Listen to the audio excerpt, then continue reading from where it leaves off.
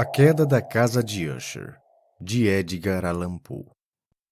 Durante todo um dia pesado, escuro e mudo de outono, em que nuvens baixas amontoavam-se opressivamente no céu, eu percorri a cavalo um trecho de campo singularmente triste, e finalmente me encontrei, quando as sombras da noite se avizinhavam, à vista da melancólica casa de Usher. Não sei como foi, mas ao primeiro olhar que lancei ao edifício, uma sensação de insuportável angústia invadiu meu espírito. Digo insuportável, pois tal sensação não foi aliviada por nada desse sentimento quase agradável na sua poesia, com o qual a sua mente ordinariamente acolhe mesmo as imagens mais cruéis, por sua desolação e seu horror. Olhei para a cena que se abria diante de mim, para a casa simples e para a simples paisagem do domínio, para as paredes frias, para as janelas paradas como olhos vidrados, para algumas moitas de juncos e para uns troncos alvacentos de árvores mortas, com uma enorme depressão mental que só posso comparar com alguma propriedade com os momentos que se sucedem ao despertar de um fumador de ópio, com o momento amargo de retorno à rotina, com o terrível cair do véu. Eu tinha no coração uma invencível tristeza, onde nenhum estímulo da imaginação podia descobrir qualquer coisa de sublime. Que era, pensava eu, imóvel. Que era isso que tanto me atormentava na contemplação da casa de Usher? Era um mistério inteiramente impenetrável. Também não consegui compreender as ideias nebulosas que me assaltaram. Fui forçado a contentar-me com a conclusão insatisfatória de que, enquanto, sem dúvida, há combinações de coisas simples que têm o poder de assim nos afetar, a análise desse poder ainda está entre as cogitações além do nosso alcance. Refleti que era possível que um simples arranjo diferente dos pormenores do cenário, das minúcias do quadro, seria suficiente para modificar ou talvez para aniquilar a sua capacidade de suscitar impressões penosas. E procedendo de acordo com esta ideia, dirigi o meu cavalo para a borda escarpada de uma lagoa, ou antes de um charco sombrio e lúgubre que formava um sereno espelho perto da residência, e olhei para baixo, mas com uma emoção ainda mais profunda do que antes, para as imagens invertidas das juncas cinzentas, e dos troncos espectrais, e das janelas paradas com olhos mortiços. Apesar de tudo, resolvi então ficar durante algumas semanas nessa mansão de melancolia. Seu proprietário, Roderick Usher, fora um dos meus alegres companheiros de infância, mas muitos anos haviam decorrido depois que nos tínhamos encontrado pela última vez. Uma carta, entretanto, fora havia pouco ter as minhas mãos num recanto distante do país. Uma carta dele, a qual, no seu tom grandemente impertinente, não admitia outra resposta que a minha presença. A letra evidenciava a sua agitação nervosa. Falava numa doença física aguda, num distúrbio mental que o atormentava, e num grande desejo de ver-me, por ser o seu melhor e mesmo o seu único amigo pessoal, esperando que a satisfação de me tornar a ver trouxesse algum alívio aos seus padecimentos. Foi a maneira como tudo isto, e muito mais do que isto, me foi dito. Foi o coração que impregnava o seu pedido, o que não me permitiu um momento de hesitação. E assim obedeci em seguida ao que, todavia, considerei uma convocação bastante singular. Embora em nossa meninice tivéssemos sido companheiros muito íntimos, eu realmente conhecia pouca coisa do meu amigo. A sua reserva sempre fora excessiva e habitual. Sabia, contudo, que a sua família muito antiga se distinguia, através de muito tempo, por uma particular sensibilidade de temperamento, assinalando-se em muitas gerações, por muitas obras de arte exaltada, e que tivera recentemente gestos repetidos de caridade generosa, embora cheia de discrição, manifestando uma devoção apaixonada pelas sutilezas, talvez mais ainda do que pelas banais belezas ortodoxas da ciência musical. Eu soubera, também, do fato muito notável de que o tronco genealógico de Usher venerável como era, em nenhum período da sua existência dera origem a algum ramo que se conservasse. Por outras palavras, que a família inteira só se perpetuava por descendência direta, e sempre se conservava assim, com variações muito temporárias e efêmeras. Enquanto observava mentalmente a perfeita concordância do caráter da propriedade com o suposto caráter dos habitantes, e enquanto especulava sobre a possível influência que na longa roda dos séculos, podia ter exercido sobre o outro, ocorreu-me que essa falta de ramos colaterais e a consequente transmissão direta de pai para filho, do patrimônio e do nome, tinha finalmente identificado a ambos de tal forma que dissolvera o título original da propriedade na denominação equívoca e estranha de Casa de Usher, denominação que parecia incluir na mente dos camponeses que a usavam a família e o solar da família. Eu disse que só o efeito da minha experiência, algo tanto pueril, essa de olhar para o interior da lagoa, bastara para acentuar a mais singular impressão. Não pode haver dúvida de que a consciência do rápido progresso da minha superstição, porque não haveria de dizer assim, serviu principalmente para acelerar esse mesmo progresso. Assim, já o sei suficientemente, e essa a lei paradoxal de todos os sentimentos que têm o terror por base. E podia ter sido unicamente por esta razão que, quando novamente levantei os olhos para a própria casa, abandonando a contemplação da sua imagem na água, cresceu na minha imaginação uma estranha ideia. Uma ideia tão ridícula, na verdade, que só lhe faço alusão aqui para mostrar a intensidade das sensações que me oprimiam. Eu tinha exaltado a minha imaginação de forma a realmente acreditar que em torno de toda a casa e do terreno flutuava uma atmosfera peculiar, a ambos e à sua vizinhança imediata. Uma atmosfera que não tinha afinidade com o ar do céu, mas que se havia evolado das árvores senis, das paredes cinzentas, do pântano silente. Um vapor pestilento e místico, pesado, inerte, mal perceptível, cor de chumbo, repelindo do meu espírito o que deve ter sido um sonho. Examinei mais de perto o aspecto real do edifício. A sua feição principal parecia ser a de uma antiguidade excessiva. A ação dos séculos fora profunda. Ínfimos fungos cobriam-lhe todo o exterior, formando um debrum finamente tecido que pendia nos beirais. Entretanto, não havia estragos mais acentuados. Nenhuma porção de alvenaria ruíra, e parecia haver uma extravagante incompatibilidade entre a ainda perfeita adaptação das partes e a condição precária de cada pedra. Nisto havia algo que me recordava a integridade aparente de uma velha obra de madeira que apodreceu no transcurso de longos anos nalgum subterrâneo esquecido,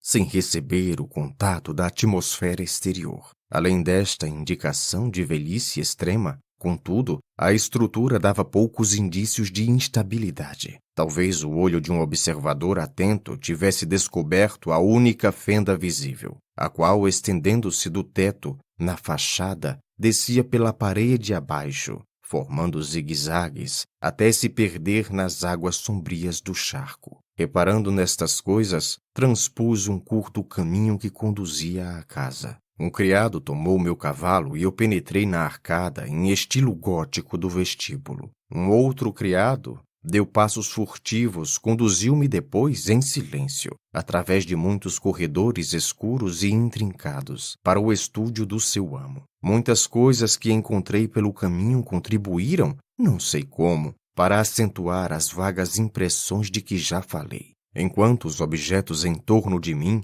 enquanto as pinturas do teto, as sombrias tapeçarias das paredes, o negrume de ébano dos soalhos e os fantasmagóricos troféus de armas que ritinam enquanto eu caminhava, eram apenas coisas com as quais eu me acostumara na infância. Enquanto eu não vacilava em reconhecer o quanto tudo isto era familiar, ainda me admirava de achar quão pouco familiares eram as impressões de que as imagens ordinárias me despertavam. Numa das escadas, encontrei-me com o médico da família. A sua fisionomia pareceu-me encerrar uma mescla de baixa astúcia e de embaraço. Ele me cumprimentou com qualquer coisa de trepidação e passou. O criado agora abriu uma porta e pôs-me na presença do seu amo. A peça em que me encontrava era muito espaçosa e alta. As janelas eram compridas, estreitas e pontudas, e colocadas a uma distância tão grande do sombrio soalho de carvalho que se tornavam inteiramente inacessíveis pela parte de dentro.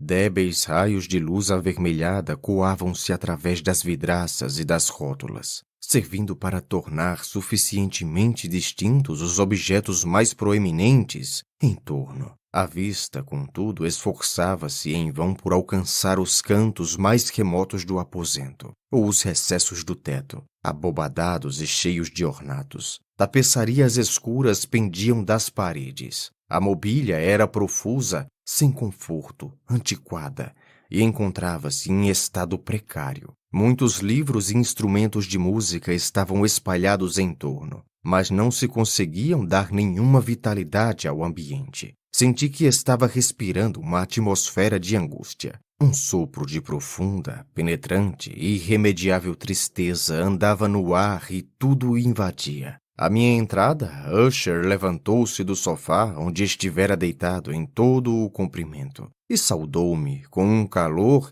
e uma vivacidade que tinha muito, pensei a princípio, de cordialidade exagerada, do esforço constrangido do homem cansado do mundo. Contudo, um olhar à sua fisionomia convenceu-me da sua perfeita sinceridade. Sentamo-nos, e por alguns momentos, enquanto ele não falava, eu o contemplei com um sentimento onde se mesclavam a piedade e o horror. Sem dúvida, homem algum jamais mudara tão terrivelmente, num período tão curto como mudara Roderick Usher. Foi com dificuldade que pude convencer a mim mesmo a identificar a criatura descorada que estava diante de mim como o companheiro dos meus tempos de menino e adolescente. Entretanto, os traços da sua face tinham sido em todos os tempos notáveis. Um rosto de cor cadavérica, uns olhos grandes, líquidos e luminosos, além de qualquer comparação,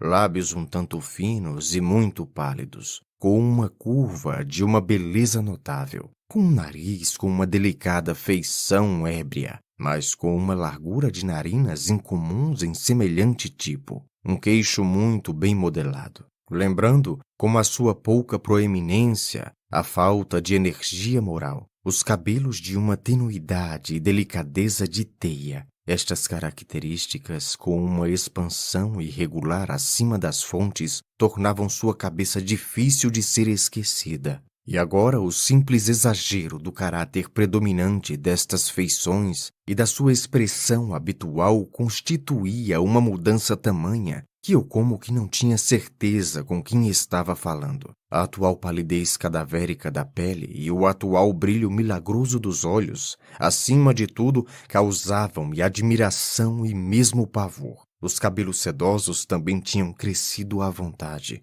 sem cuidado algum, e como, na sua textura de fiandras, flutuassem mais do que caíssem pela face, eu não pude, mesmo fazendo um esforço, ligar a sua expressão de arabesco com nenhuma ideia de simples humanidade. As maneiras do meu amigo logo me chamaram a atenção em virtude de uma incoerência, de uma contradição, o que descobri de uma série de esforços fracos e inúteis para vencer um tremor habitual, uma excessiva agitação nervosa. Para isto, aliás, eu na verdade fora preparado, não menos por sua carta do que por certas reminiscências de traços infantis e por conclusões tiradas do seu particular temperamento e constituição física. Os seus movimentos eram alternadamente vivazes e pesados. A sua voz variava rapidamente de uma indecisão trêmula, quando a vitalidade parecia totalmente esgotada, e essa espécie de concisão enérgica, essa elocução abrupta, pesada, tardonha e soturna,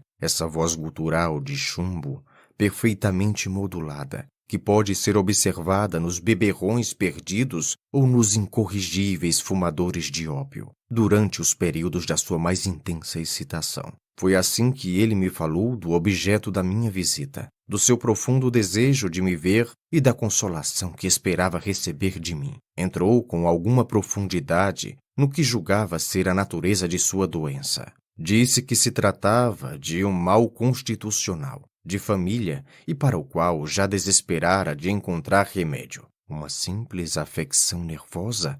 Acrescentou imediatamente que sem dúvida passaria. Manifestava-se através de um número de sensações anormais. Algumas destas, à medida que ele as particularizava, interessavam-me e causavam-me pasmo. Entretanto, talvez os termos e a maneira geral do seu modo de narrar exercessem a sua influência. Sofria muito de um aguçamento mórbido dos sentidos. O mais insípido alimento era-lhe insuportável. Só podia usar roupas de certo tecido. O aroma de quaisquer flores lhe era opressivo. Seus olhos eram torturados mesmo por uma réstia de luz. E havia apenas alguns sons peculiares, e estes de instrumentos de cordas, que não lhe causavam horror. Compreendi que estava escravizado a uma sensação anormal de medo. Vou morrer, disse-me ele. Tenho de morrer desta deplorável loucura. Aqui só está o meu fim.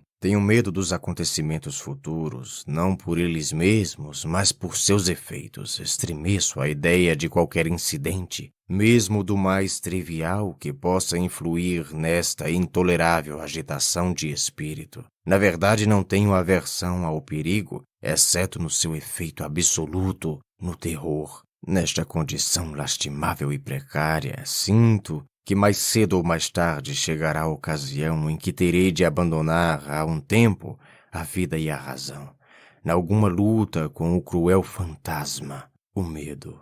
Observei ainda a intervalos e através de alusões ambíguas e fragmentárias uma outra característica essencial do seu estado mental. Ele estava acorrentado por certas impressões supersticiosas com relação à propriedade onde vivia e donde por muitos anos nunca se afastara, com relação a uma influência cuja força hipotética era exposta numa linguagem demasiado nebulosa para que a reproduza aqui, a uma influência que algumas particularidades de forma e de substância da sua casa de família haviam exercido, a força de um longo sofrimento sobre o seu espírito. Há um efeito que a natureza física das paredes cinzentas, das pequenas torres e do turvo pântano em que tudo se mirava, tinha finalmente produzido sobre o moral de sua vida. Confessou, entretanto, ainda que com hesitação, que grande parte da angústia que assim o atormentava podia ser atribuída a uma origem mais natural e muito mais palpável, a enfermidade longa e implacável. Em verdade, ao aniquilamento evidente e próximo de uma irmã ternamente amada, sua única companheira através de longos anos, seu único e último parente na terra. A morte dela, disse-me com uma amargura de que nunca posso esquecer-me. Falo-ia a ele, tão desesperado e fraco, o último sobrevivente da velha estirpe dos Usher. Enquanto falava, a senhora Madeline, pois assim era ela chamada, passou através de uma parte remota do aposento e, sem ter notado a minha presença, desapareceu. Olhei-a com um grande espanto, não isento de receio, e todavia achei impossível explicar semelhante impressão. Uma sensação de estupor me oprimia enquanto meu olhar seguia os seus passos de retirada. Quando uma porta finalmente se fechou atrás dela, o meu olhar procurou instintivamente e avidamente a fisionomia do seu irmão, mas ele escondera o rosto entre as mãos, e só pude perceber que uma palidez mais profunda do que a ordinária se espalhara pelos seus dedos emaciados, dos quais gotejavam lágrimas ardentes. O mal da senhora Madeline desafiara por muito tempo a habilidade dos médicos.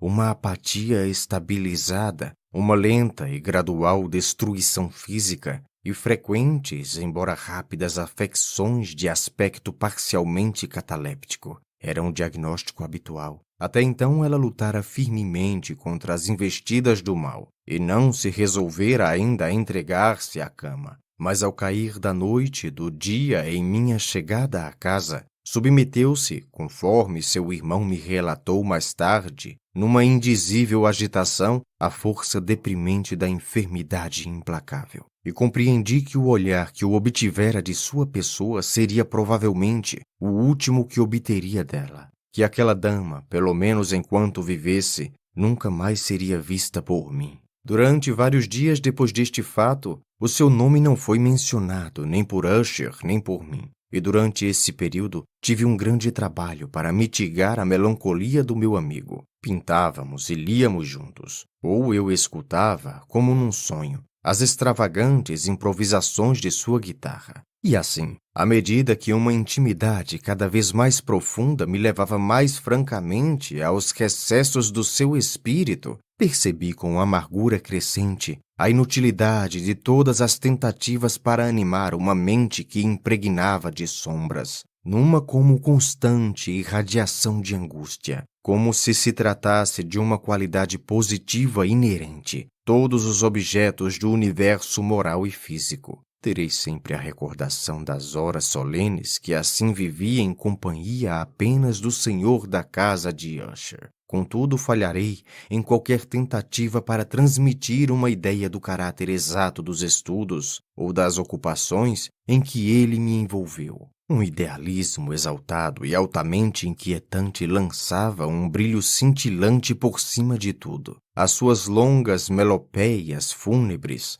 andarão para sempre em meus ouvidos. Entre outras coisas, conservei penosamente a recordação de uma singular amplificação, ou antes, perversão de extravagante área da última valsa de von Weber, das pinturas nas quais a sua fantasia requintada se comprazia, e que cresciam pincelada a pincelada, atingindo uma fase na qual eu experimentava uma profunda emoção, sem lhe saber a causa. Dessas pinturas eu só me esforçaria em vão por dar aqui mais do que uma pálida imagem, valendo-me do âmbito da palavra escrita. Pela mais alta simplicidade, pela clareza de seus traços, ela atraía e prendia a atenção. Se algum mortal pintou algum dia uma ideia, esse mortal foi Roderick Usher. Para mim, pelo menos nas circunstâncias que então me cercavam, vinha das puras abstrações que o hipocondríaco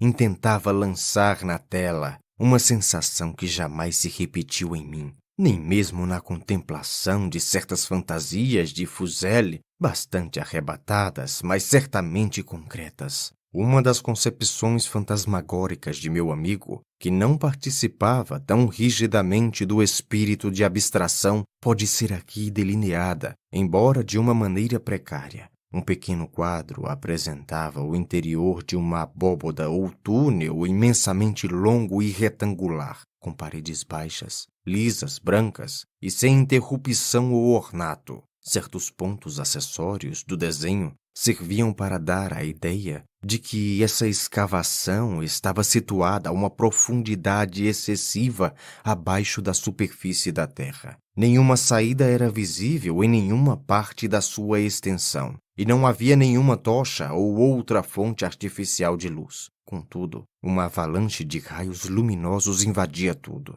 e banhava a cena com um esplendor impróprio e espectral. Falei há pouco desse estado mórbido do sentido da audição que lhe tornava intolerável qualquer música, exceto certos efeitos de instrumentos de corda. Talvez fossem os estreitos limites da guitarra, em que ele, por isso, se confiava, o que deu origem em grande parte ao caráter fantástico de suas composições. Mas a arrebatada facilidade dos seus improvisos não podia ser assim explicada. Deviam ter sido. De fato, eram tanto a música como a letra das extravagantes fantasias, pois ele, não raro, acompanhava a música com improvisos poéticos. O resultado dessa intensa concentração e atividade mental, a qual aludia anteriormente como observável apenas em dados momentos da mais elevada exaltação artificial. Recordo facilmente as palavras de uma rapsódia.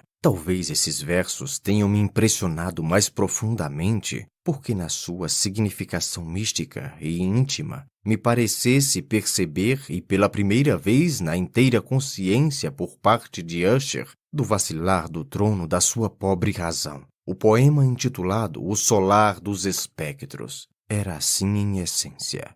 Nos nossos vales muito verdes, frequentados pelos anjos bons, outrora um belo e soberbo solar, um radioso palácio, erguia a frontaria. No domínio do monarca pensamento, ele se elevava. Jamais serafim algum estendeu as asas sobre palácio que se lhe aproximasse em beleza. Bandeiras amarelas, gloriosas, douradas, no seu topo flutuavam, ondulavam. Tudo isto ocorreu noutros tempos que vão longe. E cada leve sopro que perpassava, naqueles dias suaves, ao longo das muralhas embandeiradas, era como um perfume alado. Os que cruzavam aquele vale feliz viam através de duas janelas luminosas espíritos movendo-se musicalmente, ao ritmo de um melodioso alaúde, em torno de um trono, onde sentado, como o filho de um deus, numa pompa digna da sua glória, aparecia o soberano desse império. E cintilante de pérolas e rubis estava a bela porta do solar, pela qual passava, sempre a rutilar, em multidões de ecos, cujo doce ofício era apenas cantar, com vozes de uma beleza inefável, o espírito e a sabedoria do seu rei. Entes do mal, porém vestidos de luto, assaltaram a alta morada do monarca. Ah, choremos, porque jamais outro amanhã brilhará sobre esse ser desolado, e em torno da sua mansão, a glória que purpureando se desabrochava não é mais que uma vaga recordação de lenda de uma época amortalhada. E os viajantes que agora cruzam aquele vale pelas janelas avermelhadas veem grandes formas que se movem fantasticamente ao som de uma melodia destoante, enquanto, com um rápido rio espectral, pela porta pálida, uma multidão medonha se precipita sem cessar e ri, sem jamais sorrir. Recordo-me perfeitamente de que sugestões despertadas por esta balada nos levaram a uma corrente de pensamentos onde veio à tona uma opinião de Usher, que menciono não tanto pela sua novidade, pois outros homens assim também pensaram, como pela pertinácia com que ele a defendeu. Esta opinião, na sua forma geral, era a da sensibilidade das coisas vegetais, mas na sua fantasia desordenada, a ideia assumira um caráter mais ousado e ia sob certas condições até o reino dos inorgânicos. Faltam-me palavras para exprimir toda a extensão, ou o seu fervoroso abandono a essa ideia. A crença, entretanto, estava ligada, como anteriormente aludi, às pedras cinzentas do lar dos seus avós. As condições desta sensibilidade tinham sido aqui, segundo ele imaginava, cumpridas na metódica justaposição das pedras,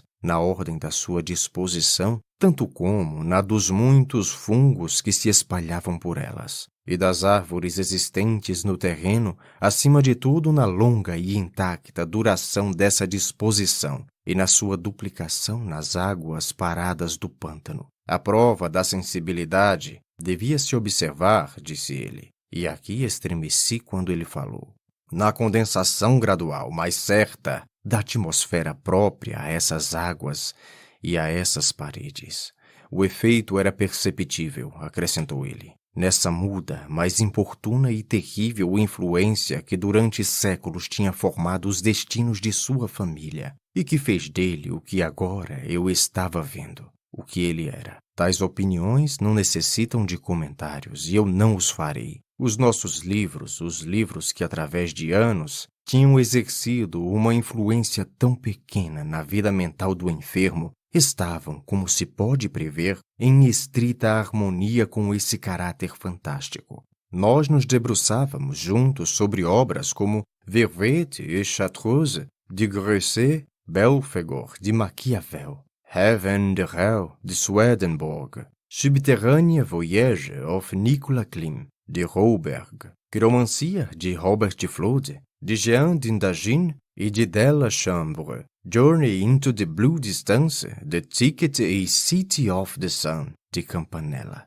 Um volume favorito era a pequena edição do Dictorum Inquisitorum, pelo dominicano Emeric de Girone, e havia trechos de Pompinius Mela sobre os quais Usher ficava sonhando horas a fio. O seu principal prazer, entretanto, encontrava-se na leitura de um curioso e excessivamente raro quarto em estilo gótico, o manual de uma igreja esquecida. Virgili Morlurum Secundum Chorum Ecclesiae Maguntini. Não pude deixar de pensar no extravagante ritual deste livro e na sua provável influência sobre o hipocondríaco, quando certa noite, tendo-me ele informado bruscamente que a senhora Madeleine falecera, externou a sua intenção de guardar o cadáver durante uma quinzena, antes do enterro final, num dos números nichos existentes nas paredes principais do edifício. A razão aparente, entretanto, invocada para esse singular procedimento,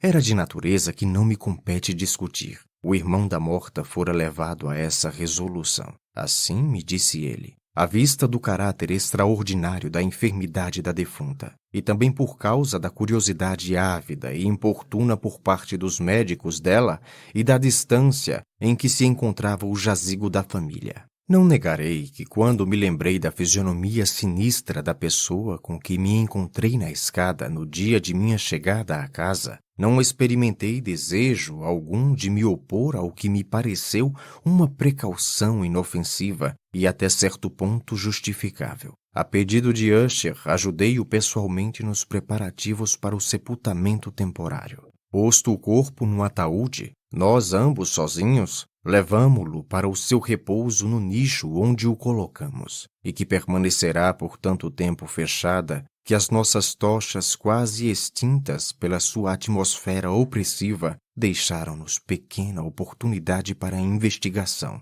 Era pequena, úmida e inteiramente privada de luz. Ficava a grande profundidade, imediatamente abaixo da parte do edifício em que estava situado o meu próprio quarto de dormir. Esse subterrâneo fora utilizado em remotas épocas feudais, como cárcere, e em tempos mais próximos, como depósito de pólvora ou alguma outra substância altamente combustível, visto que uma parte do chão e todo o interior de uma longa arcada, através da qual chegamos à câmara, estavam cuidadosamente forrados com cobre. A porta de ferro maciço fora também protegida do mesmo modo. O seu peso enorme causava um rangido insolitamente áspero, irritante, quando se movia nos seus gonzos. Tendo depositado a nossa carga fúnebre sobre uma espécie de mesa, nessa região de horror, afastamos parcialmente a tampa ainda não aparafusada do alaúde e olhamos para o rosto da morta.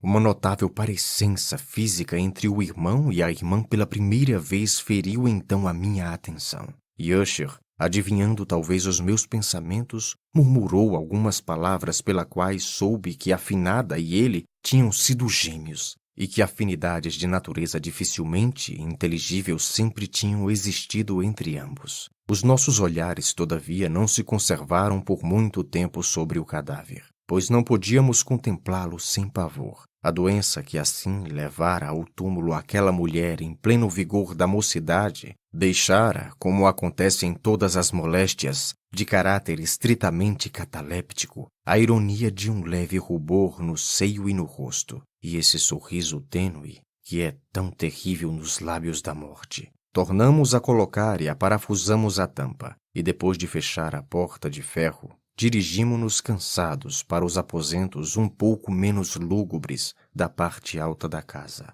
E agora, passados alguns dias de grande amargura, uma visível mudança operou-se no aspecto do distúrbio mental do meu amigo. As suas maneiras habituais alteraram-se. As ocupações ordinárias foram descuradas ou esquecidas. Vagava de sala para sala com passos apressados, desiguais e como que sem destino. A lividez do seu rosto tomara um tom ainda mais cadavérico, mas a luminosidade dos seus olhos tinham se dissipado inteiramente. A rouquidão ocasional da sua voz não mais se ouvia, e um tremor, como que causado por medo atroz, habitualmente caracterizava a sua elocução. Havia ocasiões, na verdade, em que eu julgava que a sua mente, incessantemente agitada, estava em luta com algum segredo opressivo, para cuja divulgação ele procurava a coragem necessária. Às vezes, eu era forçado a tudo explicar com inexplicáveis caprichos da demência, pois o via de olhar perdido e fixo durante longas horas, numa atitude que denotava a mais profunda atenção, como se estivesse escutando algum som imaginário. Não era de admirar que o seu estado me inspirasse terror, que quase me contagiasse. Eu sentia subirem em mim, lenta, mas seguramente, as bizarras influências das suas próprias superstições, fantásticas, mas também impressionantes. Foi principalmente ao recolher-se um pouco tarde, na noite do 7º ou 8º dia depois do encerramento do corpo da senhora Madeline na câmara, que experimentei todo o poder de tais impressões. O sono parecia evitar a minha cama e as horas passavam num moroso cortejo. Eu lutava por dominar o nervosismo que se apoderara de mim. Procurava fazer-me crer que grande parte, se não a totalidade, das minhas impressões era devida à influência desconcertante da mobília austera e triste do quarto, das tapeçarias escuras e estragadas que, tocadas pelo sopro de uma tempestade iminente, mexiam-se caprichosamente nas paredes e roçavam penosamente nos adornos da cama. Os meus esforços, porém, foram infrutíferos. Um invencível tremor gradualmente se apoderou de meu corpo e finalmente instalou-se no meu próprio coração o íncubo do mais absurdo alarme. Fazendo um esforço e com uma arfada, soergui-me sobre o travesseiro e, procurando ver através da intensa escuridão reinante do quarto, pus-me à escuta, levado por uma força instintiva,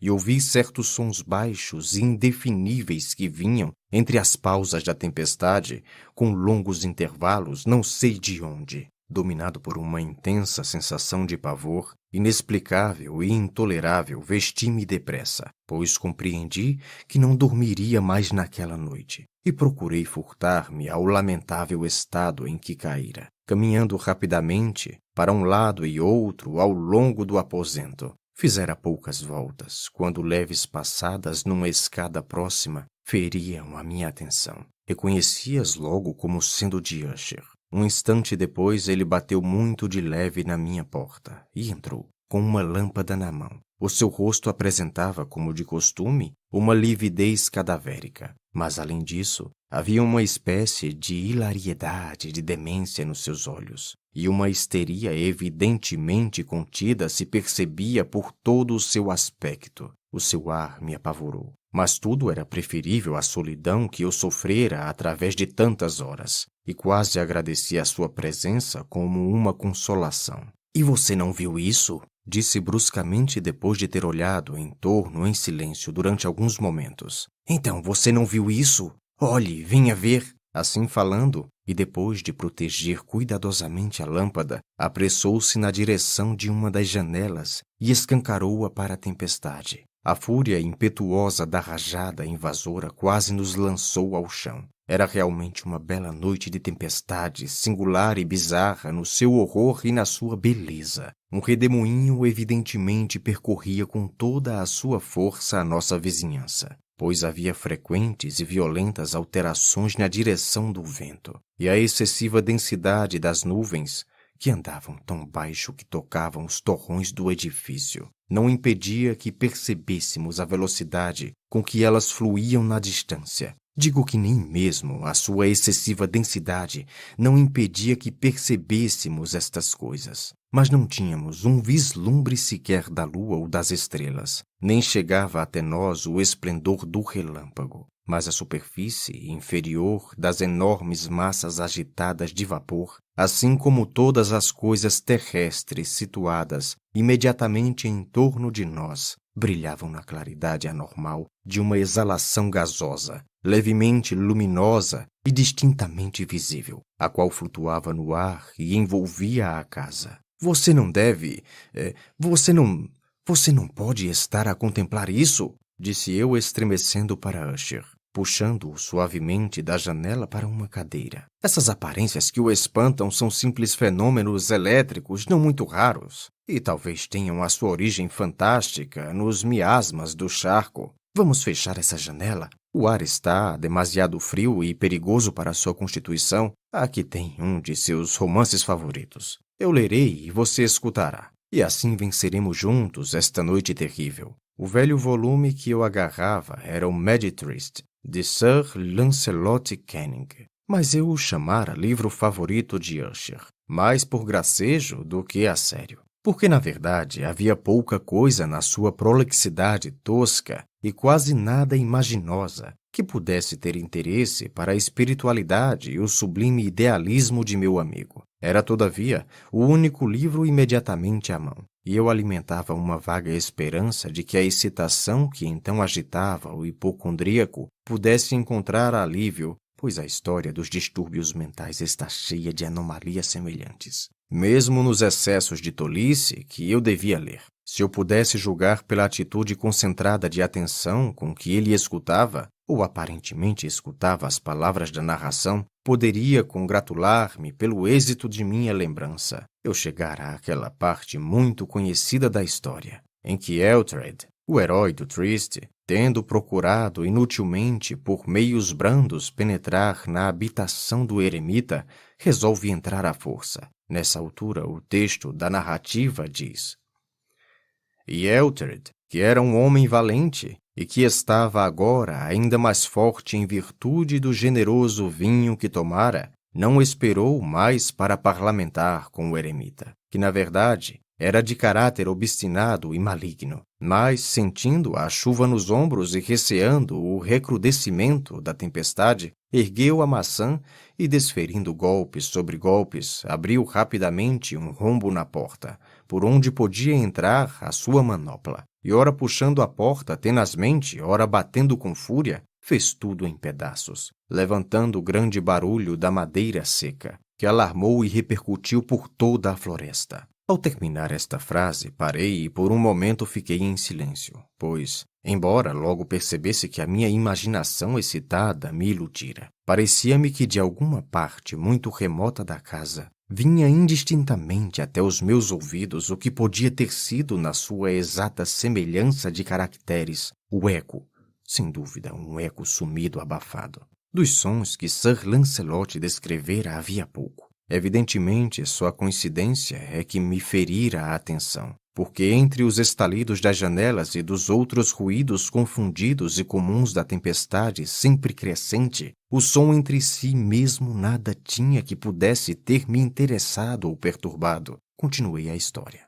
Mas o bom campeão, Ethelred, penetrando agora pela porta, ficou grandemente irritado e confundido por não perceber sinal algum do maligno eremita. Mas em lugar dele um dragão escamoso e de aspecto prodigioso, com uma língua ígnea, montava guarda diante de um palácio de ouro, com o chão de prata, e da parede pendia um brilhante escudo de bronze com esta inscrição: Quem entrar aqui será vencedor. Quem matar o dragão apoderar-se-á do escudo. E Ethelred levantou a massa e bateu-a na cabeça do dragão. Ele caiu diante dele, exalando um sopro pestilento, o seu último alento, com um guincho tão horrível, áspero e penetrante, que Ethelred tapou os ouvidos com as mãos para fugir àquele som estranho e medonho. Aqui novamente fiz uma pausa, e agora com uma impressão de desconcertante estupefação, pois não havia dúvida nenhuma de que naquele momento eu efetivamente ouvia, embora me fosse impossível precisar que direção provinha, um som agudo, irritante, prolongado, penetrante como um grito esganiçado, que parecia vir de longe, a reprodução exata daquilo que a minha imaginação concebera com relação ao bramido selvagem do dragão, conforme a descrição do escritor. Impressionado, como sem dúvida me encontrava, pela ocorrência desta segunda e extraordinária coincidência, por mil sensações contraditórias, em que predominavam o pasmo e o terror extremos, ainda conservei suficiente presença de espírito para evitar o agravamento, por contágio da sensibilidade sensitiva do meu companheiro. Não duvidava de que ele tivesse reparado nos sons de que falei, e mesmo uma estranha alteração se operava durante os últimos minutos no seu exterior. De uma posição em face da minha, ele gradualmente torcera a cadeira, de modo a ficar com a frente voltada para a porta do quarto, e assim eu podia apenas ver parcialmente suas feições. percebendo que os seus lábios tremiam como se ele estivesse murmurando qualquer coisa inaudível. A sua cabeça caíra-lhe sobre o peito. Eu sabia, porém, que não dormia, porque pelo seu perfil podia ver que conservava os olhos rigidamente abertos. Os movimentos do seu corpo me firmavam também essa conclusão, pois ele oscilava suave, mas constante e uniformemente. Tendo rapidamente observado tudo isso, voltei à narrativa de Sir Lancelot, que continuava como segue. E agora o campeão, tendo escapado à terrível fúria do dragão, voltou sua atenção para o escudo de bronze e pensou na quebra do encanto que pesava sobre ele. Afastou a carcaça para um lado e aproximou-se decididamente, pisando o pavimento de prata do castelo. Do lugar onde pendia o escudo, este, porém, não esperou pela sua ação e caiu aos seus pés, no chão de prata, com um tinido retumbante, ensurdecedor. Estas últimas sílabas nem bem haviam passado através dos meus lábios, e como se um escudo de bronze tivesse realmente, naquele momento, caído pesadamente num pavimento de prata, percebi um ruído distinto, profundo, metálico e estridente, embora aparentemente velado. Completamente desatinado, pus-me de pé num salto, mas os movimentos ritmados de Usher não se alteraram. Precipitei-me para a cadeira em que ele estava sentado. Seus olhos estavam fixamente perdidos no espaço, e em todo o seu rosto havia uma rigidez de pedra. Mas quando coloquei a minha mão sobre o seu ombro, um forte estremecimento percorreu-lhe todo o corpo. Um sorriso doentio apareceu nos seus lábios, e percebi que ele falava com uma voz ininteligível, sumida como um murmúrio, como se ignorasse a minha presença. Inclinando-me sobre ele, consegui finalmente apanhar a medonha significação de suas palavras. Estarei agora ouvindo aquilo? Sim, estou ouvindo e tenho ouvido. Por muito, muito tempo, muitos minutos, muitas horas, muitos dias, tenho ouvido isso, mas não ousava. Oh, piedade para mim, para um miserável! Eu não ousava falar. Nós a pusemos viva no túmulo. Eu não dizia então que os meus sentidos estavam aguçados? Agora digo a você que ouvi seus primeiros débeis movimentos no silencioso ataúde. Eu os ouvi há muitos, muitos dias. Entretanto, não ousei falar. E agora, esta noite, Ethelred, a destruição da porta do eremita e o grito da morte do dragão e o estrondo do escudo e a abertura do seu ataúde, o ranger dos gonzos da sua prisão, a ressonância das paredes forradas de cobre do subterrâneo. Oh, para onde fugirei? Não irá ela aparecer aqui dentro de um momento? Não se está apressando para censurar a minha intenção? Não estou ouvindo seus passos lá na escada? Não, isto é o terrível e lento pulsar do seu coração? Insensato! Aqui ele se pôs galvanicamente de pé e gritou estas sílabas, como se fizesse o esforço do último alento. Insensato! Eu afirmo que ela agora está de pé atrás da porta. Como se na energia sobre-humana de sua elocução houvesse o poder de um sortilégio. As enormes e antiquadas almofadas para as quais ele apontava recuaram vagarosamente. Nesse instante, as suas graves bocas de ébano. Era obra de uma formidável rajada, mas escancarada a porta, apareceu de pé a figura altaneira e amortalhada da senhora Madeleine de Usher. Havia sangue na sua veste branca e vestígios de alguma luta áspera em cada parte do seu corpo emagrecido. Por um momento ela ficou trêmula a vacilar no umbral. Depois, com um pequeno grito lamentoso, caiu pesadamente para dentro, sobre o corpo de seu irmão, e na sua violenta e agora final agonia, o que ela arrastou para o chão foi apenas um cadáver, a vítima dos horrores que ele mesmo previra. Daquele quarto e daquela casa eu fugi espantado. A tempestade continuava desencadeada com toda a sua fúria, quando me vi finalmente atravessando o velho caminho pavimentado. De repente surgiu ao longo do caminho uma luz estranha. e eu me voltei para ver de onde poderia ter saído uma claridade tão insólita, pois atrás de mim só havia a mansão com as suas sombras. O resplendor vinha de uma lua no ocaso grande e cor de sangue, que agora brilhava vivamente através daquela fenda antes apenas perceptível, da qual eu disse que se estendia desde o telhado do edifício, fazendo zigue-zague até o alicerce. Enquanto eu olhava, esta fenda rapidamente se alargou. Houve uma rajada mais impetuosa da ventania. O globo inteiro do satélite invadiu de repente o campo de minha visão. Meu cérebro sofreu como um desfalecimento quando vi as grossas paredes ruírem, despedaçando-se. Houve um longo e tumultuoso estrondo, com 1000 vozes de água, e a profunda e sombria lagoa aos meus pés fechou-se funebremente por sobre os destroços da casa de Usher. Fim.